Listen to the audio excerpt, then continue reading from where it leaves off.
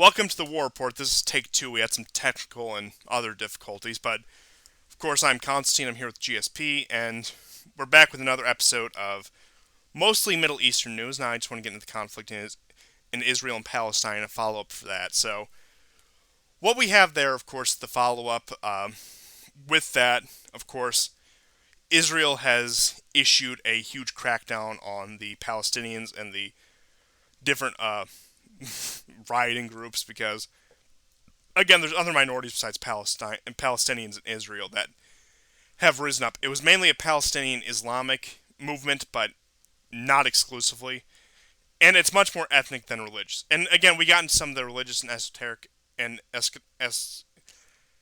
eschatology. There we go.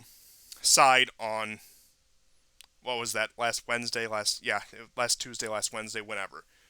And you guys really seem to like that, so I'm going to try to include more of that. And again, we went over the history of what the more traditional churches think about it, such as the Roman Catholic and Eastern Orthodox Church, what their eschatology says about that, and the more traditional Christian view. The Protestant and Christian Zionist view, the Jewish view. Not too much into the Islamic view, but we uh, we did we have briefly touched on that before. And Southfront did put out a very good documentary about a year ago about the Quds forces and their role in Shia Islamic eschatology and the bringing about of the end times. But what you had was Israel was going to go crack down on the Gaza Strip and on Hamas. And they moved their tanks to position, which turned out to be a fake out because they lured out a lot of these Palestinian forces, a lot of these Hamas forces, the anti-tank units in particular, and tried to attack them. But it was mostly just indiscriminate bombing. So indiscriminate to the point where there was the first friendly fire incident of hitting a journalist headquarters, the AP headquarters, the Al Jazeera headquarters. Now, I have no doubt that they wanted to shut them up and, of course, stop reporting. And, again, the global liberal empire, as much as journalists are, like, prime agents and enforcers of that, they're willing to throw them to the wind every once in a while if it means, again, defending, for example, Zionist interests. Now, sometimes these two interests are competing, but more often than not, one wins out over the other. But point being is, you get these sort of things, they shut off the press, which is kind of cool in certain circumstances, but because I don't like them, it's not. It's just that's simply how it works. I'm gonna be I'm gonna be straightforward. It's cool when we do. It's not cool when you do it. Okay. What's that one Schmidt quote about friend enemy distinction? You guys get the point. But point being is that CNN actually even almost justified it. oh yeah Stelter or whatever his name is. yeah yeah Uh, and the AP, which is supposed to just in theory just report raw facts that other media agencies use. Now, of course, that's not always how it goes, and there's bias and everything. But again, theoretically, they're just the people who give the raw information on the ground wherever you're at. But point being is, in all of this, you had just indiscriminate attacks on the Palestinians in Gaza, and it was very harsh even by Israeli standards. Now, my working theory is, and it's been this way for the past few years, probably since the history of this entire show, is that the Israelis are in the weakest position they've probably been in since the 73 war, since 1973. And what we're seeing right now is them cracking down brutally on the Palestinians, because the Palestinians, again, they are proxy warriors for countries like Syria, like Iran, previously like Jordan, Egypt. Now that has changed in recent years, and with what we have there, again, we've been over some of the peace treaties and some of the capitulations, and again, Jordan's going to roll over and do whatever the most powerful side in the conflict tells them. That's how they work. They're very fickle like that. They like to switch sides based on who's the winner. Egypt has been thoroughly bribed by the United States between military aid and all sorts of other aid to keep solid control over the more radical elements in the country. There's a reason why, after we overthrew Mubarak and the Muslim Brotherhood came to power, we later overthrew them and put Sisi in the power, who was sort of the compromise candidate, and like most compromise candidates, he's usually the worst of both worlds. But that's aside the point. I think there's much worse forces that could be ruling Egypt currently, but I won't get into that in particular, but again, going on what I was saying, and to try to recreate this, you can attest this rant I was going on our first take before we ran into our technical difficulties, among other things. The future of warfare is fourth generation warfare. Small skirmishes between semi state and non state actors, like mercenaries and jihadist groups, etc. And the master of fourth generation warfare, I would say at this point, are the Iranians. They're probably the best country in the world at fourth generation warfare. And that, of course, has its roots in the Iran Iraq War when they had to battle off Saddam's forces. A Saddam backed by both the United States and Soviet Union at that point, mind you, backed by both of these rival superpowers to the point where it was so egregious that Iran would have such a regime that the two most powerful countries in the world would coalesce around one country. And given the amount of support Iraq had, they very much underperformed in that war. Maybe like on a raw scale, like looking at how they actually performed, it wasn't bad. But considering everything they were given and all the aid they were given, it wasn't the best. But that's a topic for a different day. And what you had with all of that was, again, the Iran-Iraq War. You want to look at future wars, you need to study too. The current conflict in Ukraine and the Iran-Iraq War, where you have these very static lines that move a few miles at most, and it costs a great amount of casualties. Now, nowhere near what it was in World War One, which is sort of the epitome of second generation warfare. We're not at those levels, and that just goes down to the scale of the conflict. But you take these massive casualties for these very small gains. But most of the fighting is done by just artillery barrages on both sides. Now, of course, that takes much new forms with rockets and more advanced air power. And again, think about like what the Houthis can do. And you have that, and then most actual man-to-man combat is very light, very infantry-to-infantry skirmish, where, again, it becomes almost a war of attrition. And the idea of second-generation warfare, like the lightning-fast warfare of World War II, Korea, Vietnam, the Iraq War, it's pretty much everything from 1945 to 2003. That is more or less dead. That has to exist in a world where there are either one or two superpowers, in my opinion, just because of the way it works. And I would say that died after the overthrow of Saddam and the beginning of the Iraqi insurgency. It showed what the future of warfare would be like. And like I said, you want to go back to that, you got to look at Ukraine and you got to look at the Iran-Iraq War. But that's aside the point. And again, the countries that have mastered this fourth generation warfare, and look, this is all relevant. I'm going to tie this together. I'm not just boring you with this long rant about fourth generation warfare, even though I'm sure if you're here, you're interested in that, but trust me, this all comes together. What you have is these countries who have had their back up against the wall, like Iran, like a Russia, they have worked this art in places like Syria, in places like Yemen, and have really learned how to play their hand right, really know how to get a lot with the very little they're given to work with. Now, you may think China's rival, the United States, would have also mastered fourth generation warfare, but I really can't say because we haven't seen the Chinese in any real action like that.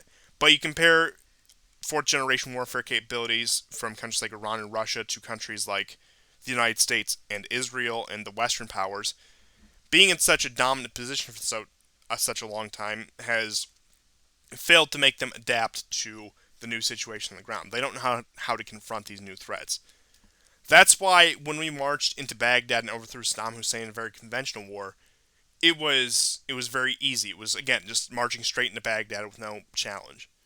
But the Iraqi insurgency and the war in Afghanistan were a massive headache. Now, of course, they wanted to cause chaos and destabilization, but they even had trouble stabilizing the regions that they wanted to restabilize. Syria is another good example of this when they let ISIS run amok, and then, again, Russia had to clean it up, and Assad had to clean it up, where their goal was, we're going to clean it up, control the trunk of Syria. Now, that worked to a degree in northern Syria, but ultimately it fell apart. But the way this all comes back to Israel-Palestine is, I think that is what's brewing with the broader Iranian-Israeli conflict, where, again, you have Israel's southern flank secured, but as the clean break memo, the project for a new American century laid out, Israel's northern flank is grossly insecure. And we saw that in '06 in Lebanon. We see that with their constant skirmishes with the Syrian Air Force and Syrian air defenses, and even their skirmishes continued with Hezbollah on a limited scale. It was in 2019 when Hezbollah blew up two or three of their Humvees, and they said, oh, those were just bait. Those were just drone driven Humvees to lure out Hezbollah fire. Yeah, sure, cope, whatever. But I do believe, and look, feel free to correct me if I'm wrong or if you disagree because I'm no expert on these issues, that what is brewing right now is going to be a fourth generation war on Israel's border. I think as Syria stabilizes, we do have more Russian action against Idlib. The Russians are dropping quite literally tons of bombs on these groups in Idlib currently. And I'm sure you'll hear in the press, like, well, you think what Israel does is bad. You should see what Russia's doing to these. Like, again, trying to really flip the narrative on its head, whereas one's actually fighting terrorism, the other one is just, again, out on an outright ethnic war. Again, not that I'm saying there's zero casualties on the Russian-Syrian campaign, but come on. I think most people, if not all of you who watch the show, have heard me make this point before and heard what I'm getting at. But point being is, I think the future of the Israeli-Palestinian conflict and the broader Israeli-Iranian conflict is going to be this fourth generation war, hybrid fourth generation, second generation war of sorts on their northern border. And I think we've already seen that in recent years, but I think especially as Syria gets more stabilized, as Iraq gets more stabilized, as the United States taking a backseat and actually negotiating with Iran, as Russia continues to become more of a kingmaker in the region, we're going to see this start to play out. And who knows, as the tides turn, the Jordanians may have their sympathies flipped. Now you gotta remember, the Jordanians, not so much now, but still claim custodianship over a lot of the sites in East Jerusalem, and still say it's their responsibility and their sovereignty. So who knows, that could open up a new front. I think this is all very long term speculation, but I do think a lot of this is on the horizon. Well, interestingly, last week and even today, Hamas and Palestinian authorities they've requested a new set of peace talks where Russia would be one of the peacemakers and America would not be in the process. I mean, that's shocking. That's a first. Uh, Not saying it's going to happen, but I have not heard that language, and I mean, I'm old enough to remember the Camp David Accords, Oslo. Uh, there was the Saudi peace plan. I mean, all of them. Not once did they say, uh, "We want the Russians' input on this. We want them to be one of the brokers." Now, there were other countries that were mentioned. I don't recall if Iran was in it or not, but that's a pretty big deal. And what that is spelling out is that in fact, the whole region doesn't want America to be in there because America is no longer looked at as an impartial player. You can see that this it has been a slow evolution since the '60s and '70s to the point where, uh, frankly, American politicians and Congress are intimidated. They either really love Zionism or they're really, really afraid to go against the Israeli lobby. I mean, Bernie They won't. Sanders, even, he may call out, he may say, oh, I want a two-state solution, but you listen to his rhetoric on Israel, and of course, Bernie Sanders is of certain ethnic extraction, which may play a role in his view. Not saying definitely it does, but even when push comes to shove, he's more or less sympathetic to the Israelis. Where again, you'll get a lot of these people where, in theory, they'll be okay with a Palestinian state that's completely under Israeli control, and that is a liberal plundering ground, like what you may think of a lot of Eastern European governments, for example, Ukraine, a lot of the former Yugoslavia. They're okay with a Palestinian state like that, but they still think 75% to 90% of the land, if not more, should be under Israeli control.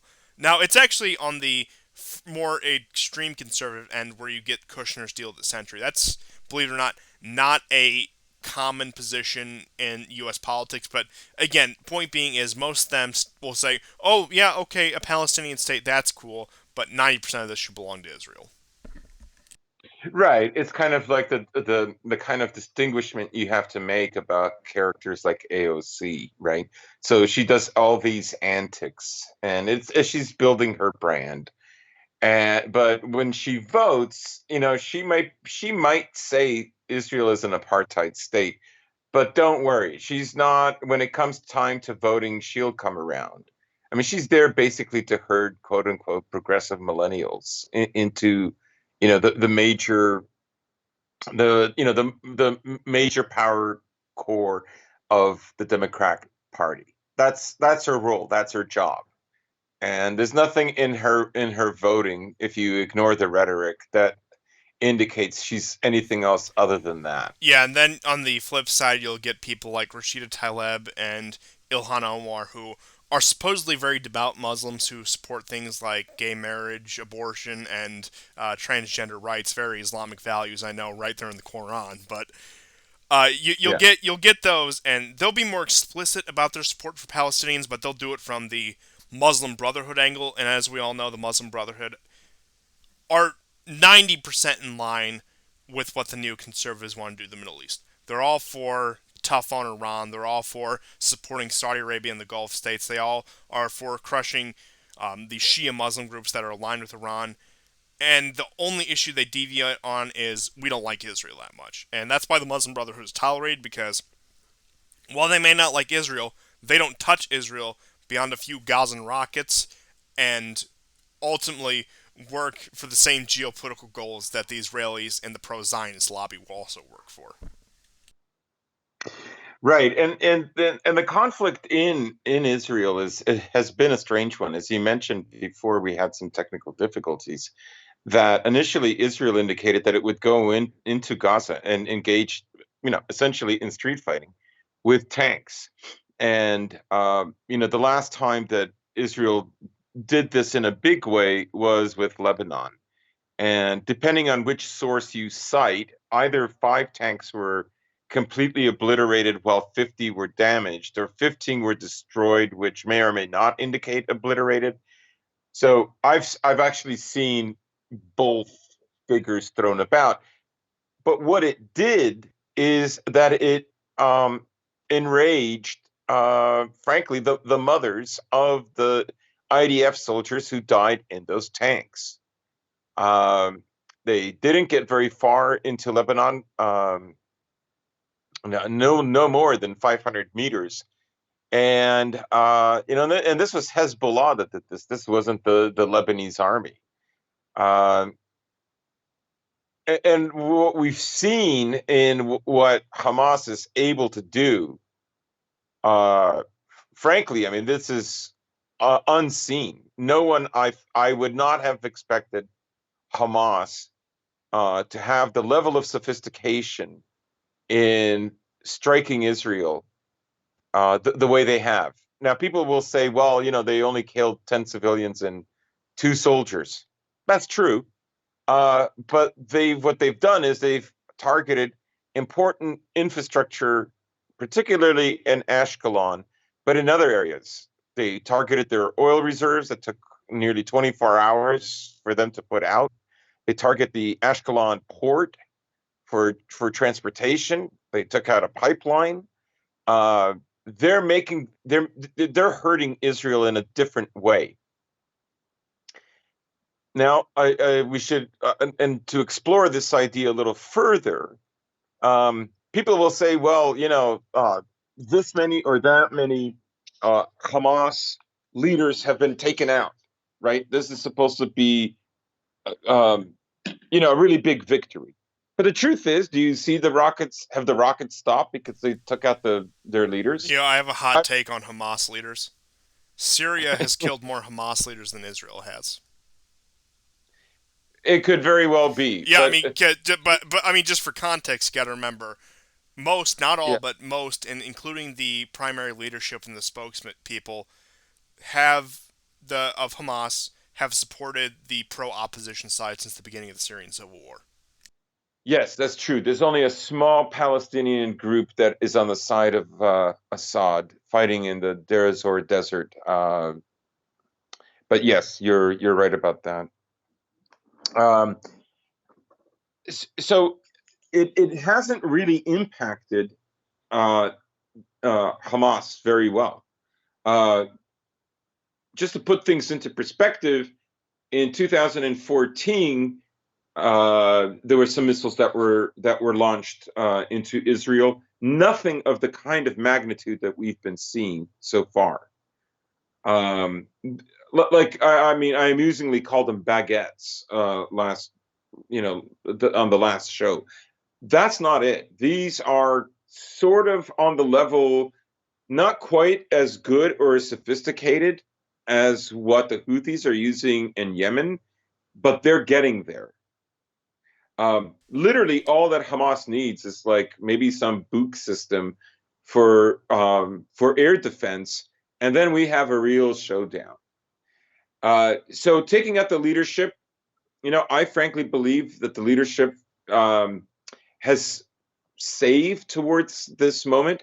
I think if we believe um, Israel is giving us facts, then these Hamas leaders were ready to die. And the fact is that Hamas can operate without them very well. You don't hear a lot about, you hear about tunnels being destroyed, and you hear about a Hamas fleeing in a little Citroen somewhere in Gaza getting blown up, but you don't see a lot of rocket launchers being blown up. And this is a country that has its own satellite systems. I'm very sure America is giving it all the aid it can in pinpointing where these missiles are coming from.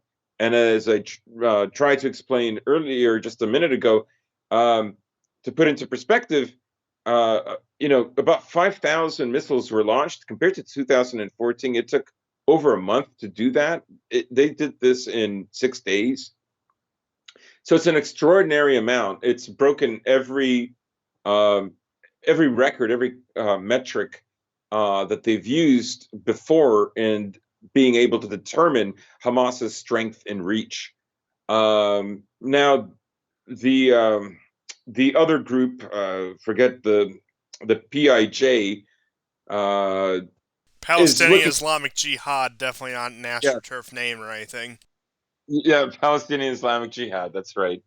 Not the most creative name, but now they've shown themselves to be quite weak. They've sort of paraded around the cities. They've given the Israelis some difficult times. They've exchanged fire, some of them anyways, with Israeli settlers. And we should remember, Israeli settlers began shooting at Palestinians first, and this was around the time that the Israeli government was had entered the Al-Aqsa Mosque and so on, which started this escalation of violence. Um, so, anyways, I just wanted to point that out that Hamas is not going to be deterred. They seem very battle hardened, uh, and you mentioned before we had technical difficulties that they didn't go in, and that could have been because of the kind of casualties that they suffered trying to invade Lebanon. But I did see footage. Now I haven't seen it confirmed yet, but there was an Abrams tank that was taken out. It was not on the ground. It was on a transport truck. But an anti-tank missile purportedly hit it, and it was in flames. So that was the video that I saw late last week. It was either Friday, perhaps it was Saturday. That might have been an indicator to the Israelis not to go in and to rely on more indiscriminate bombing. About 30% of the dead are children, actually. Uh, Now, in terms of news coverage, America has been pretty favorable, quite honestly.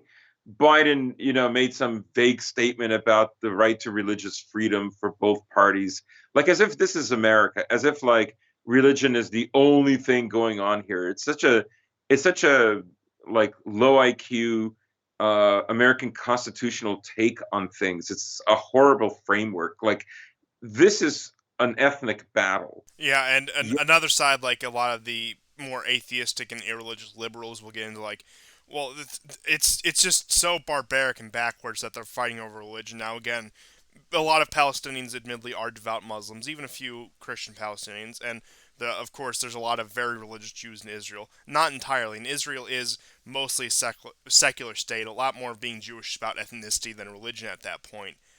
But yeah, what I will say again, it's because you're bulldozing their homes, and when you start to attack their mosques, their churches, whatever, it becomes religious because their religion isn't motivating them to do that. Them having their mosque getting hit by a rocket is motivating them to do that. There's a right, big right. difference that I don't think a lot of these people quite grasp, either out of willful ignorance or just genuine ignorance. You know what? Honestly, it's hard to say because it's pretty easy to figure out that this is an ethnic rivalry. That there's an ethnic, even a quasi racial component to this, right? A lot of them just look at them and say, "You're not Jews. You're not Sephardic Jews. You're Europeans. You don't belong here."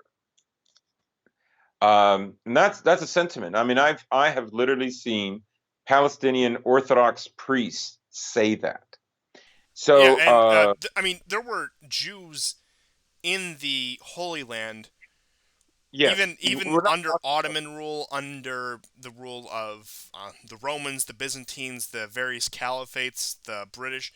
It wasn't yeah, until the 1930s, and especially post World War II, where you had these European Ashkenazi Jews move in. Now, admittedly, you do the DNA test on these people, that you can trace it back. There is a significant amount of Semitic Levantine yeah, DNA, but they haven't yeah, lived in that land, again, since the destruction of the Second Temple in 70 AD, which, again, I will get explicitly theological on, as I did last episode, which, in my opinion, and in pretty much the opinion of most traditional Christianity, signified the total end of Judaism. Now, some may go sooner and say it was the crucifixion, the resurrection, which I get that, and I would be inclined to agree. But I think the final definitive word by God Himself, honestly, was the destruction of that yes, Second Temple. And that's right. again, the Jews were scattered after that. Even if you're an atheist, even if you're not a Christian, don't believe in it, whatever, it is objective that the Roman army went in there and purged the Jews from the region. And yeah, a lot of these people intermixed with Europeans, still kept their culture and so-called religious practices. But again, they've been separated for that land for 2,000 years, and that's like saying these Americans, these people who are Americans and whose family have been here since the early colonization, just because their ancestors came from England and Scotland, that they're English and Scottish. Sure, that's their heritage. Sure, genetically that's part of them, and sure, that influences a lot of their culture. But it's been so far removed that they're distinctly something else. And if you think about it, the Ashkenazi Jews have been removed for even longer than the colonists have been in the Americas. Yeah, it would be like, you know, white identifying Hispanics moving back to England in some ways, in some ways. But I mean, there's this, another side to it. After World War II, Jews did not feel safe uh, anywhere. That exacerbated, the project of Jews getting a homeland that started well before even World War One. Yeah, I mean, Theodore Herzl was meeting with European leaders and the Pope in the early 20th century. Right. Theodore Herzl, an atheist, by the way. Fun fact. Right. So yeah, I think Israel is not willing to. I think Hamas understands this, frankly. You know, Hamas has, in a way, been able to read the mind of Netanyahu extremely well. It is not unusual for Israel to storm the Al-Aqsa Mosque during Ramadan. God knows they've done it before, and to throw in stun grenades during a service. Um, Particularly on the last day of Ramadan. So they've done this. They've done these kind of shenanigans. Even settlers have done stuff like this with deadly, very deadly results. So it's not unusual. However, you can tell that Hamas too was looking for an event that would justify a response, and the response was staggering. Um, Missiles that can reach well over 100 kilometers. These are, these are big boys. I mean, they are like some of them look like they're 12, 16 inches in diameter. They're like at least 4 or 5 feet long. They're sizable munitions, and it can be quite destructive. So I think they probably also understood that Bibi had to form a government, and he's missing deadline after deadline, and that he's looking for his own desperate actions. That is, they could count on him storming the Al Aqsa Mosque to garner some kind of support to rally, the ultra right in Israel behind him. Um, I think these are all definite possibilities. So I think they understand his psychology and they understand Israel's psychology. And I don't think Israel was honestly prepared. I think part of the reason they're using they're using white phosphorus again, but we're seeing really, really, really heavy bombing that we did not see this in 2014, 2002, 99, like nothing like this. Entire buildings are going down like it was 9/11.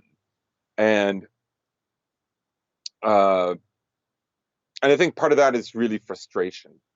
I Uh, think you had a really good point on Hamas and Netanyahu and the Likud party and the dynamic between them playing off each other and who's in the weaker position.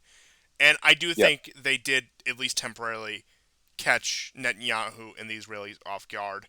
But I think what we're seeing now is almost a Palestinian equivalent to January 6th. Whereas you had, and I said this on our show analyzing the January 6th events, you had an event happen that was a very high risk prospect with a very low yield on reward. And again, that goes for both very low yield on what they can accomplish and very low chance of they would accomplish it. I would say what the Palestinians did with their most recent outright offensive was the same deal. It was a very high risk endeavor that yielded both a low chance and a small award. And time will tell. Maybe I'll be wrong. Maybe it will pay off greatly for them. But it does seem like they've probably incurred one of the harshest crackdowns that they're going to experience. Now, will Israel be competent enough to carry that out? We're about to see. And in my more pessimistic take about 5 days ago, just over a week ago, I said this is probably the carte blanche that the further right elements in Israel need to create a one state solution where the Arabs are either subjugated or outright expelled from the territory. Yeah, and the other thing too is I'm very sure that Hamas leaders understand the kind of economic ambitions that Israel has with China. We know about the China is building the desalination plant. They want to expand those. The oil offshore. They want to create a viable alternative to um, the dam in Egypt.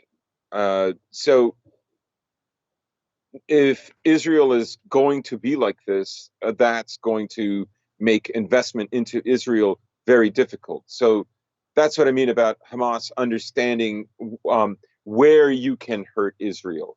You can't really hurt Israel in the same way that Israel can hurt Hamas. So you extract it asymmetrically, and they know that. Particularly is America, who is the biggest supporter and funder of Israel. Uh, it's No, I'll have you know that it's actually India. You wouldn't believe how many Twitter and YouTube comments I've seen saying India loves Israel. oh yeah, yeah, yeah. They're just honestly, even American evangelicals don't stoop that low. I mean, they're literally saying, "Notice me, senpai." Senpai.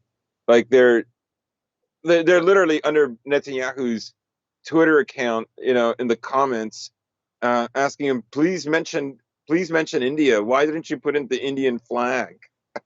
It's Oh yes, just, that tweet that Netanyahu put out was a coalition of meme countries, including everything from Bulgaria to Ukraine to Bosnia to no offense Macedonia, and just like again like all these countries that are the butt of all these jokes, just standing with Israel. yeah, And yeah, coincidentally enough, all these countries whose borders were either carved out by the United States or have recently capitulated to the EU and NATO. yeah, exactly. They're the chorus that is instructed when to sing, or the audience when it's instructed to clap. Yeah, and again, So it's these countries where you can throw up Romans and wear your Stahlhelm and have your Nazi parades that once or twice a year, but your foreign policy and everything else is going to be completely controlled by global liberal and Jewish interests. yeah, so yeah. So, anyways, I think that's about all I have to say about the conflict right now in Israel and Palestine. Uh, I've seen some indicators that it's going to die down soon, maybe within the next 2 days. So, who knows? We'll see. Again, just my last words. Extraordinary the amount of staying power and firepower that Hamas has been able to throw at Israel. Yes, the majority have been knocked down, but it's like maybe 65% at best. Um, and they've hit very important infrastructure projects, and they've ruined a sense of stability and trust for investors.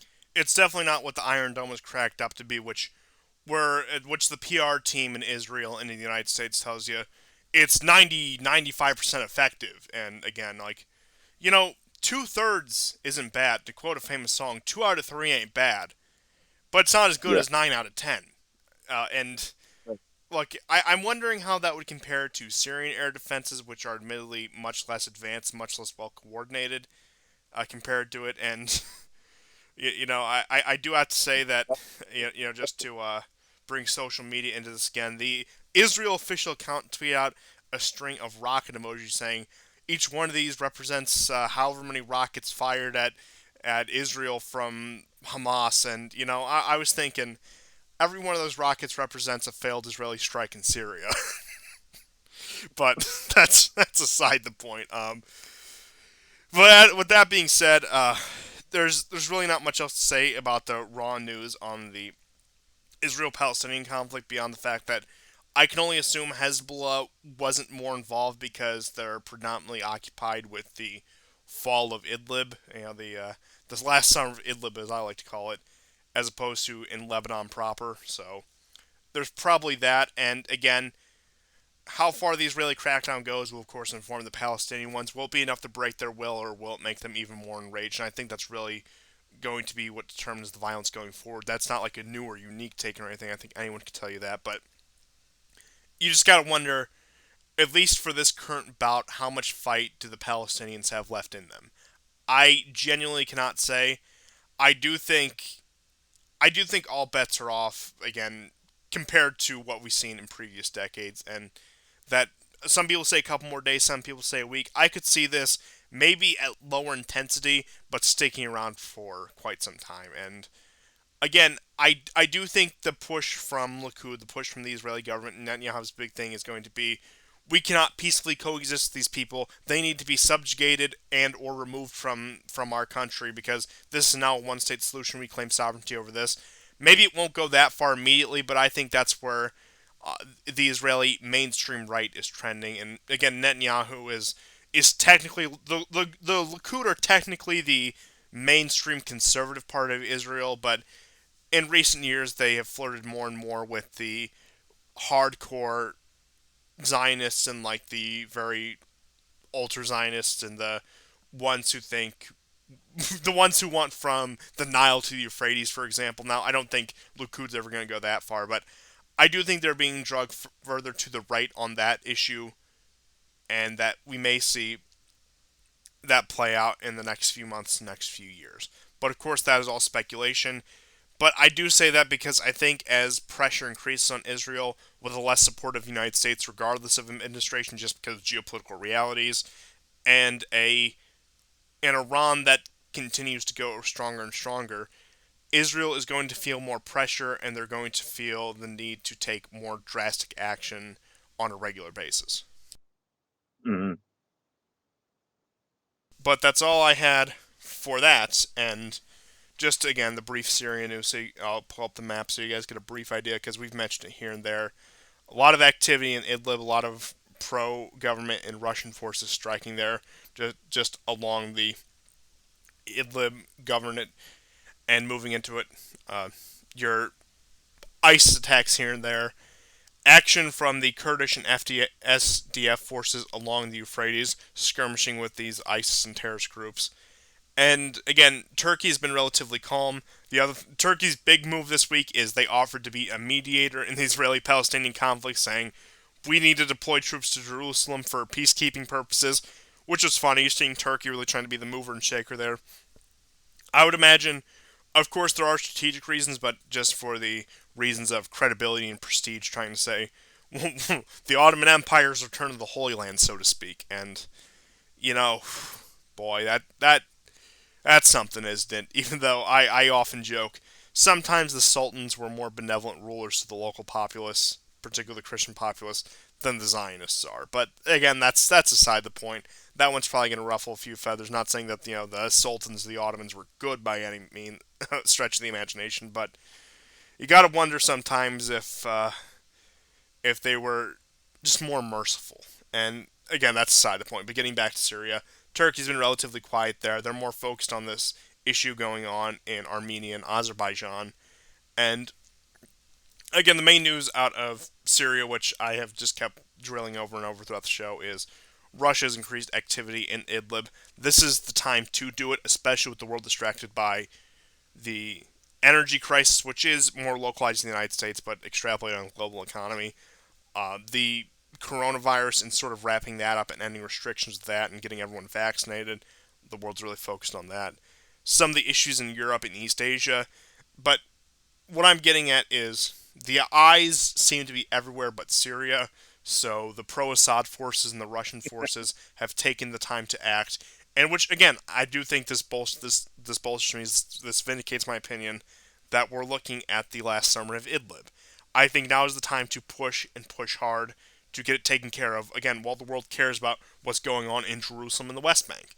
Now, it may be throwing the Palestinians under the bus a bit, but at this point, I think they're going to get whatever's coming to them just because there's really no feasible way to stand up for the Palestinians, even if you do think that they deserve it, which I say they do, but I don't see anyone with the capabilities, even some of these more powerful countries, or the desire to. But I do think that some good can be made out of this bad situation by destroying what functions like what actually look. All the things they say about Gaza being this hub of terrorism is true tenfold about Idlib. And I think it's an opportunity to put that quite literal terrorist state to an end. That illegitimate terrorist state just in the corner of Syria. It's a perfect chance to wipe that out and restore order to it after, what, a decade? Just over a decade at this point. And yeah, I do think this is the last summer at Idlib, and I do think this is the most opportune time to take it out and to reestablish government order there or pro-government order there. And I think that's what we're witnessing right now. Now, I wouldn't be surprised, like I said, they might try to do this narrative blame shift, like, if you think what Israel's doing is bad, you should see what the Russians and the Syrians are doing to their own people, blah, blah, blah, blah, blah, blah, blah. That's the narrative shift they're probably going to employ in the near future here, but I think they're exploiting this media blackout while they can. And good on them. Yeah. Um, Putin didn't even have to blow up news agencies to do this. Yeah, just bakeries and hospitals. Oh, all the bakeries and the last bakery and last hospital in Aleppo getting bombed every day. Not even Aleppo anymore. It's in Idlib. Yeah, it does seem that way. A lot of things, I guess some things remain unchanged. I think this is still a problem in Syria. Nobody's saying that it was what it was, let's say 6 or 7 years ago, but it has crept back in. I don't think the level since it's creeping back in of last year are anything significant. Uh, in fact, they've probably gone down a little bit, but they're still able to strike, and often very effectively. You will still see a report where 14 or 25 injured or killed. You know, where they ambush certain groups. Now they have tried this with the SDF, uh, which are basically Kurds under American protection, and but they got outflanked, and they're the ones who suffered casualties. Uh, but yeah, I would agree with you that there's a really really good potential that 2021 will mark the end of Idlib. Um, I know I I've really noticed I've can't looked at wait for that to be an episode title. yeah. I mean, I've looked at maps of Idlib from 2018, 19, 2020, and May, April of 2021, and it really I know it's taken a long time, but it is shrinking, and they are not effective. They cannot affect any kind of fear in people in Aleppo, which is the next big city in Syria, and is just to the east of Idlib. And frankly, you don't hear Erdogan whining about Idlib.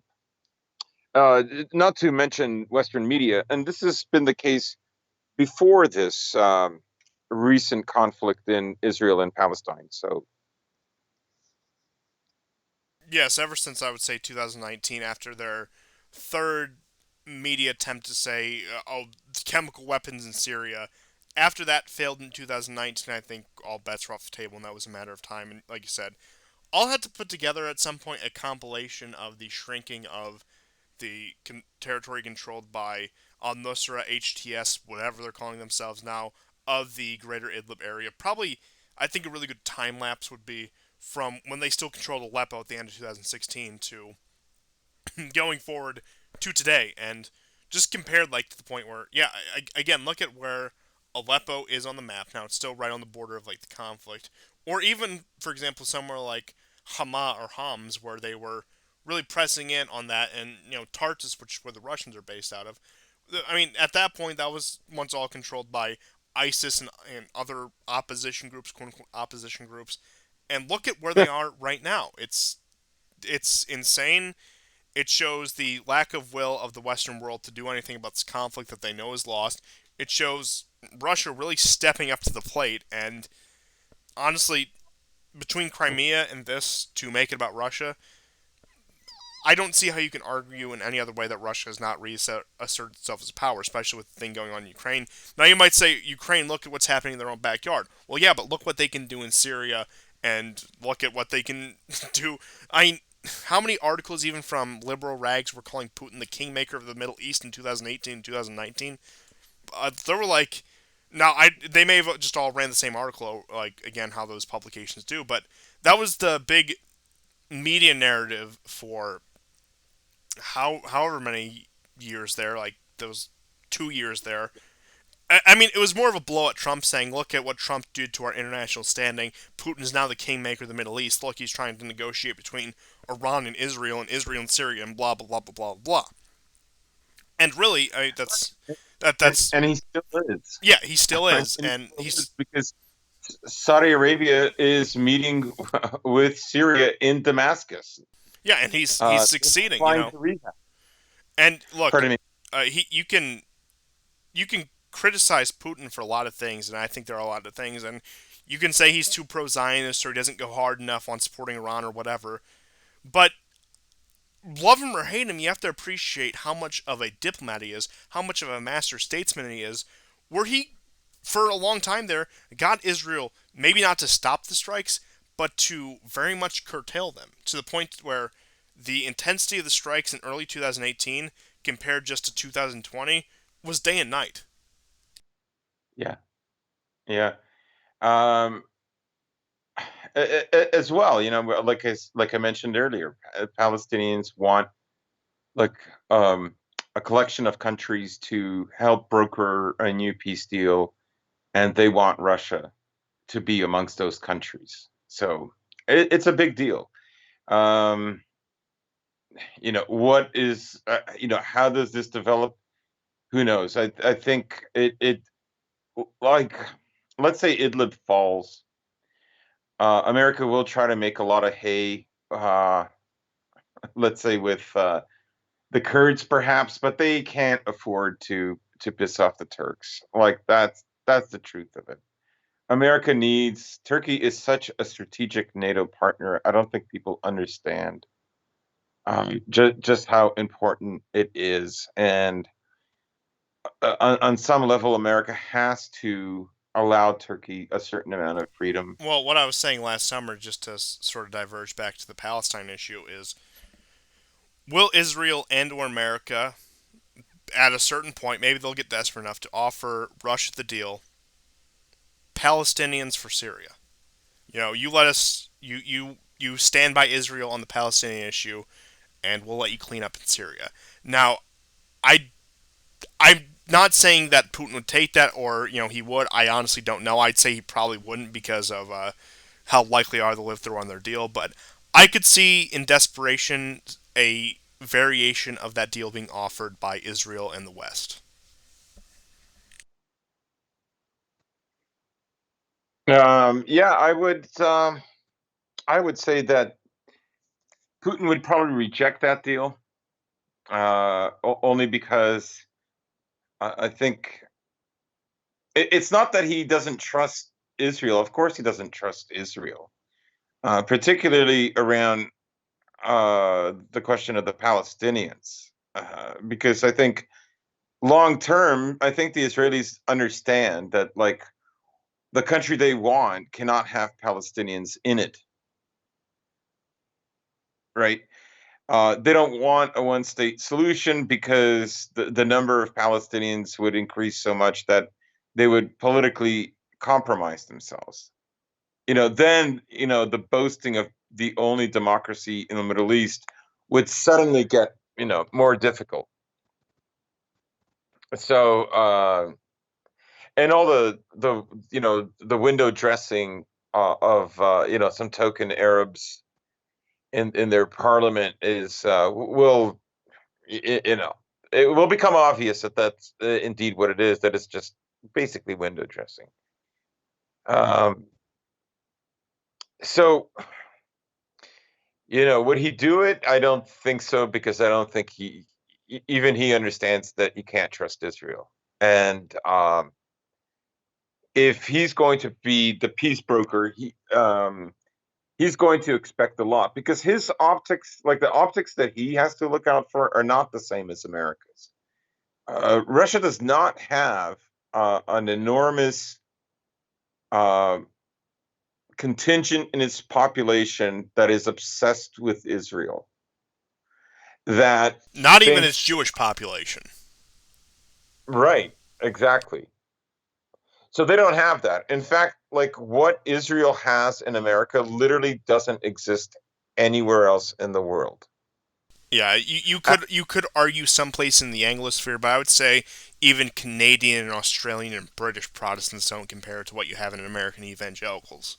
Now, they're trying to spread those ideas, they're trying to spread those movements. Look at the work of evangelical and Mormon missionaries, again, those two big Zionist groups of quote unquote Christians, and I wouldn't even go as far as to call them Mormons Christians for some of their doctrines, but point being is you have these missionaries operate in these countries, and for example, Russia and I know a few other more quote unquote authoritarian states have put restrictions, if not banned entry of these missionaries to their country because, again, their goal is to spread that American mindset, the goal to spread that, particularly um, Christian Zionist eschatology. And I would say one place where they've actually had a lot of success with that is Brazil, but that's aside the point. Yeah. But Yeah. with that, Yeah, they yeah, go ahead. have tried it in Brazil as well. I agree. That's an interesting phenomenon. Uh, Weirdly enough, it's possible it's developed more there than say here in Canada, where you would suspect that would be the other place where that could naturally happen. Maybe Australia or the UK, possibly, but really it's very much an American phenomenon. And like I say, they need it. It's not the evangelicals that start these battles with the Palestinians. It's just the evangelicals that give cover for literally anything. Like if you speak to an evangelical about Israel, they will just simply say, "Well, it's prophecy. Don't look at it in whether it was morally good or not. It's just prophecy." So for them, it's a way to take like an amoral position, because frankly, in a way, like they've connoted that um, European Jews moving back to the Holy Land is without question like the greatest indicator, the Bible is true. When in fact the traditional church and later when it split between the Catholic and the Orthodox, worked very hard in the Middle Ages to stop errant priests and bishops who were claiming to know when the end of the world would come.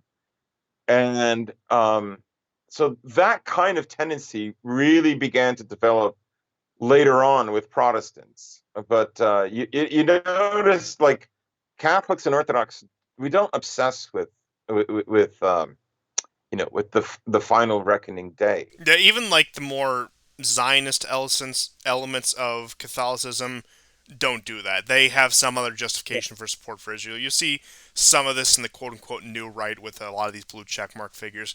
There's that one guy, he's from some Middle Eastern, I think, Persian extraction that's Catholic. He's supposedly like this like new right post liberal conservative, something like that. Like Sohan Abrami I can't remember his exact name, but he has some justification was like, well, Israel is a more natural ally to us than the Muslims. And again, it's not like theological. It's not obsessed with the end times. It's just what is he is alleging is a more alliance of convenience. And I can't think of any place in the Orthodox world where this may have taken off. Like, of course, there's like pro-Israel sentiments and maybe somewhere like Greece, but it's not usually for religious reasons like you get with these evangelicals and other flavors of Protestantism. Yeah, yeah. But with all that being said, I suppose we can move on to another conflict that has once again heated up, and Armenian Azerbaijan, which just feels very intimately close to the Israeli-Palestinian conflict with, I don't know, especially the massive Armenian diaspora in the Middle East, even to this day, even though a lot of them have gone elsewhere in the Western world or back to Armenia post collapse of the Soviet Union. But the Azeris have moved on Armenia again, and again, very convenient timing for a lot of these secondary conflicts that want to take shape in the absence of the public spotlight because all things considered, they didn't get that much media coverage, but Armenia Azerbaijan from September to November 2020 got a lot more coverage than one would have expected with all the other news events. And even in the Mm. Western world, even the place you would expect to support Azerbaijan, now maybe their government stayed neutral or gave tentatively pro Armenian statements, it seems like the populace on the ground in the Western world was still very reflexively pro Armenia.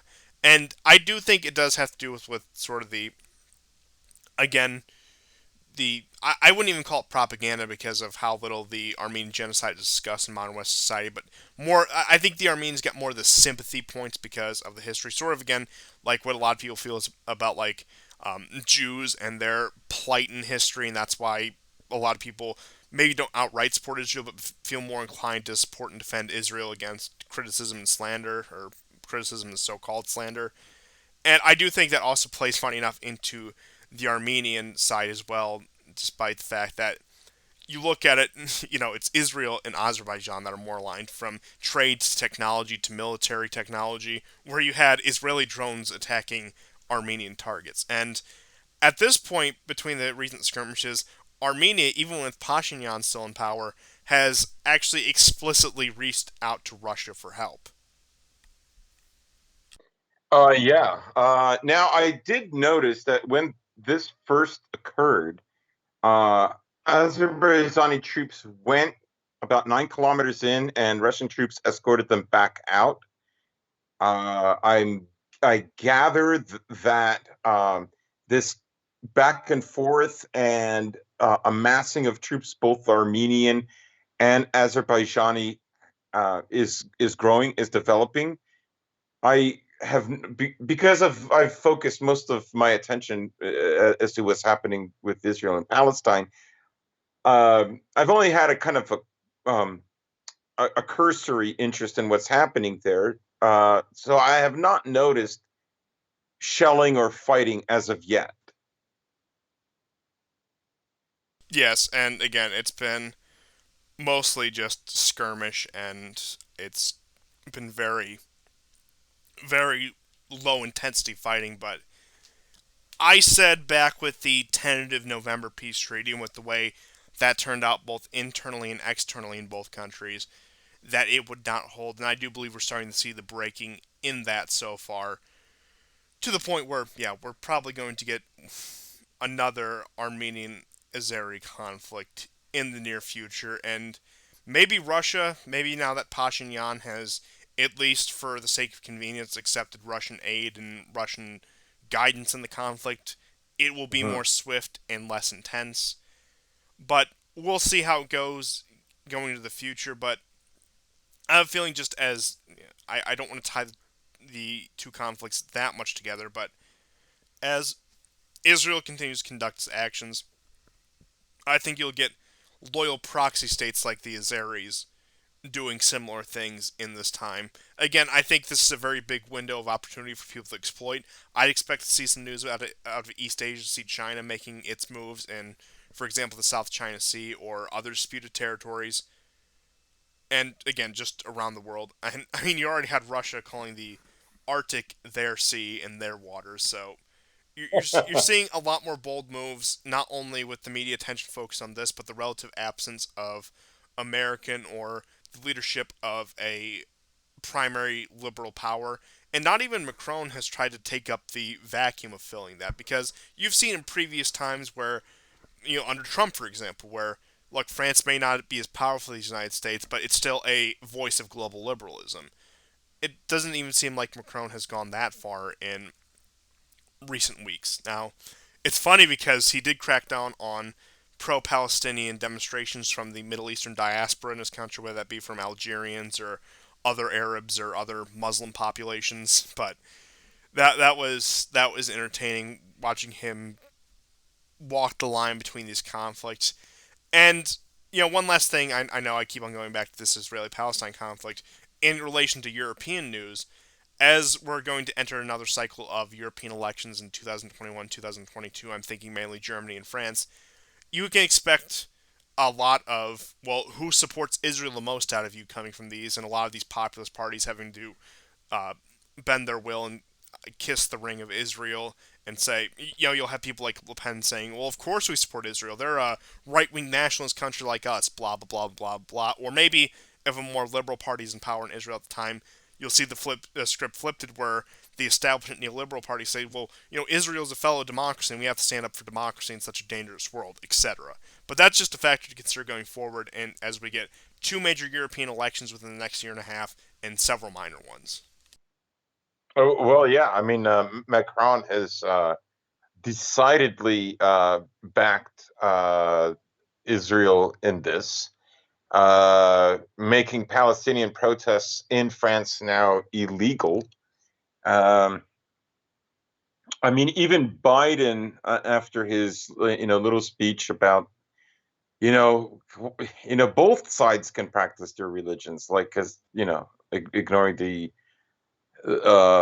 more substantive ethnic reasons why there's a conflict, and land and territory and so on, as if you can impose um, like something like American propositionalism on the on Israel on a land so old. It's kind of funny.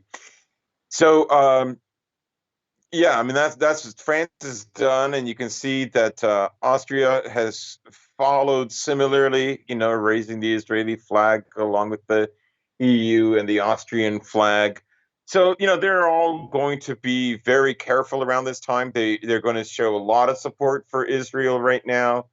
Their news are going to be maybe a little less nuanced than what they would have been let's sorry, 10 years ago.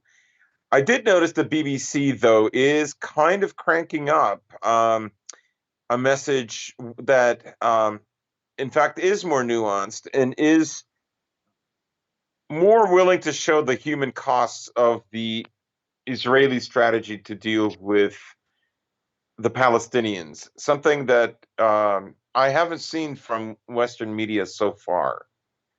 So that was a bit of a surprise today. But my guess is yes, their elections are coming up. Get in the good books of Israel, and then you can make the same kind of criticisms of Israel if you like, the kind that AOC does, and win points that way.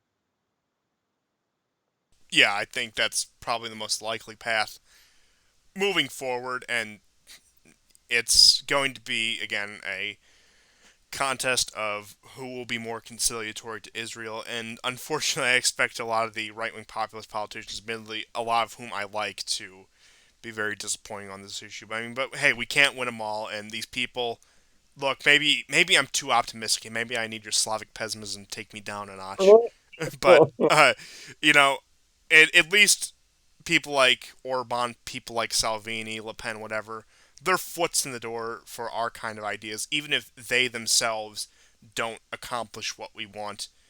The fact that they can get anywhere near these circles of power, even as quote unquote controlled opposition, shows that concessions even have to be made by those sort of people, by the pro-Israel lobby, by the global liberal establishment, etc. Sort of how I feel about Trump. Trump was in many ways a massive disappointment, and I am willing to write him off as a political figure. But as a cultural figure, I still think he was probably one of the best presidents we've had in the past 100 years. Yeah, I mean, look what he did in terms of acceleration. They had to implement their programs to counteract him, which went too quickly, which freaked people out. Even though he didn't get reelected, uh, his presence and his ousting and all the efforts they went to jimmy this election is favorably an outcome towards Biden has not cured anything. I mean, it's only shown a much more divided country, and so yeah, I mean I think long term that's good. I mean, for our listeners will understand.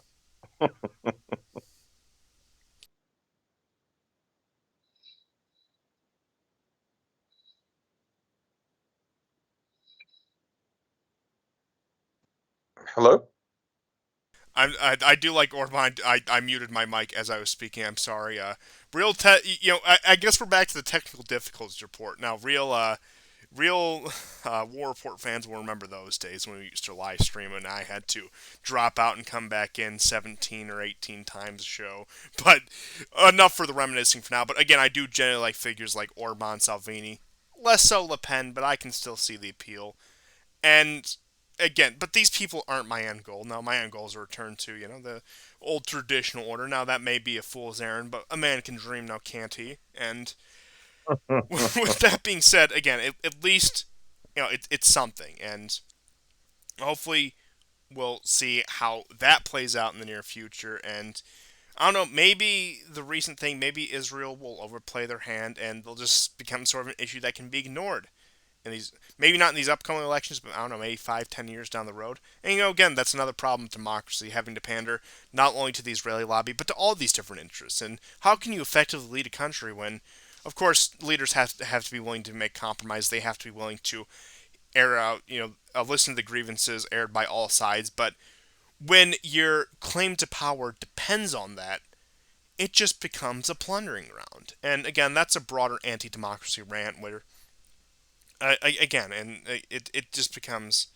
a head count for tribalism for various different religious, ethnic, political groups, and I don't see how it can be tenable long term, even in a system with limited suffrage. But that's my final point I really have for the show. I had some other news, but I figured we've gone on an hour 10. We've done long enough, and I think we've covered most of the important stuff this week. Unless you had anything else very pertinent that you need to explain. No, no, I think that's it for me. Excellent. So let me just say once again, this is Constantine Martelli, and joined by my good host as always, GSP. I'm starting to lose the ability to speak, which means it's time to end the show. For those of you newcomers, wherever you may came from, welcome. Our shows are usually hour 10 to an hour and a half. That's where I like to keep them. This is the kind of content we focus on.